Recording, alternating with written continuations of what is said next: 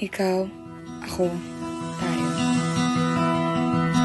Bilang mag-aaral, responsable, masipag at maaasahan, yun lamang ang ilan sa aking mga ginagawa upang maabot ko ang inaasam kong tagumpay. Bilang anak, nagsasabi ng po at opo, nagmamana yan ang tutunin ko.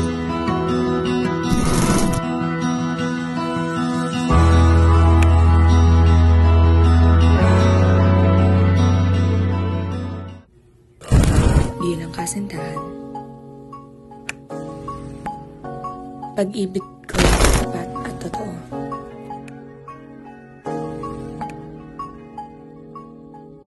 Bilang anak ng lipunan, huwag boboto sa mga politikong mukhang abuso